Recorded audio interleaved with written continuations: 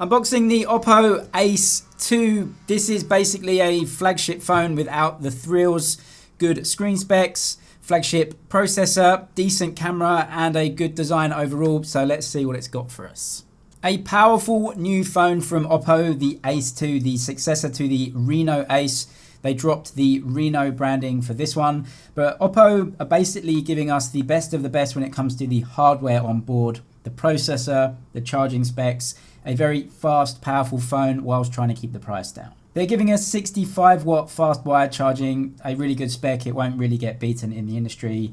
This phone charges very quick. It also has 40 watt wireless charging as well, a really good spec, but you do need the Oppo wireless power adapter to charge at that quick rate. There's a mirrored finish as well, but I have this, what they called grey, but it's more like bluey, purpley, and it has a shiny back. It also has that Oreo camera bump at the back. Really good looking phone, this one. I like the way it's put together. It's surprisingly light as well. And yeah, it does remind me a lot of the Redmi K30 Pro. And actually these two are pretty much head to head when it comes to the specs. 48 megapixel main image sensor, 8 megapixel ultra wide, and 2 depth sensors on there. So no zoom camera on this phone to keep the price a little bit lower. Power button on the right hand side. On this phone it has a green accent. Volume rockers on the left hand side. USB-C, no headphone jack in this phone, but it does come with those earphones in the box which have the USB-C connector. Really good looking screen as well. It is an OLED screen. It is a Full HD Plus resolution display, no Quad HD here. Those types of specs are saved for the real high-end expensive ones. They're trying to keep the price lower here. But this phone does have a 90 Hz refresh rate.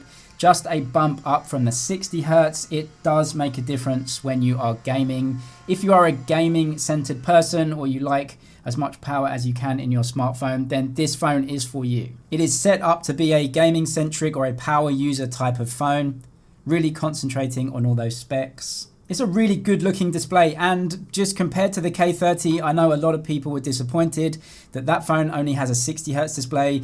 If you can deal with the cutout camera, then maybe this phone would be for you with its 90 Hz display. The display also comes with HDR10 Plus to give you some richer colors when watching videos and in those games. And also Gorilla Glass 5 on here on the screen. You've got Color OS on here, which is getting better and better all the time. The classic sidebar option in Color OS, which is a shortcut to your most important apps that you want to put in there. All in all, this is absolutely solid and is really just ticking all the boxes at the price point in terms of all the display specs. You also get UFS 3.0 storage, LPDDR5 RAM, and the base model, in China at least, comes with 8 GB of RAM. From a hardware specs point of view, leaving out the camera for a second, there's just not much more you can get for this price point. The selfie camera is 16 megapixels and it is housed in that very small cutout display. I personally really don't mind cutout displays. I actually think they look quite good. And also it does keep the phone much thinner and lighter than other phones,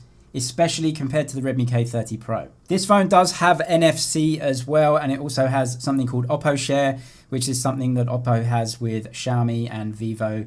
It's a little bit like AirDrop on the iPhone, and it just enables you to share things across devices if you have any of those brands' devices way quicker than using Bluetooth. Under-screen fingerprint sensor on here. It is an optical sensor and absolutely no issues. Why is the phone significantly lighter than others I've been testing recently?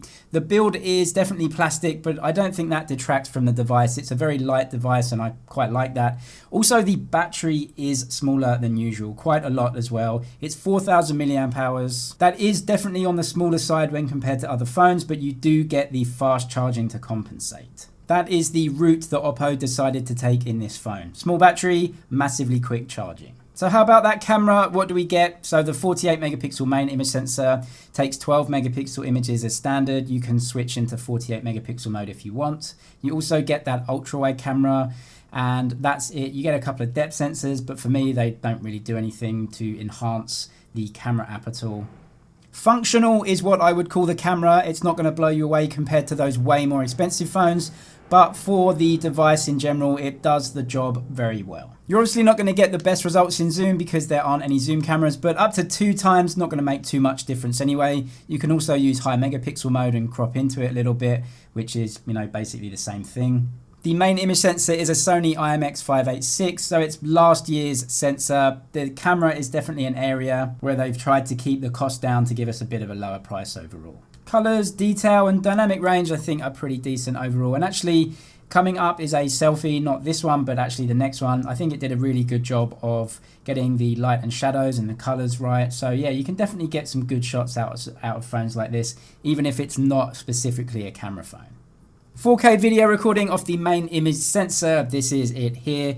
You can go up to 10 times zoom when you are recording video, but it will be cropping in on the sensor, so you're going to lose a lot of detail.